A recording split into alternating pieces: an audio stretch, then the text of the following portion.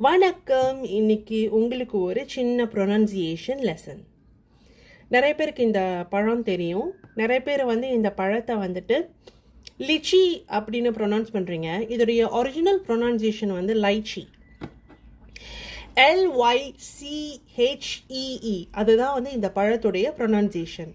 ஆனால் ஒரிஜினலி இதை நீங்கள் அப்படியே படிச்சிங்க அப்படின்னா லிச்சி அப்படின்னு தான் வரும். ஆனால் ஒரிஜினல் ப்ரொனன்சியேஷன் பார்த்தீங்கன்னா லைச்சி.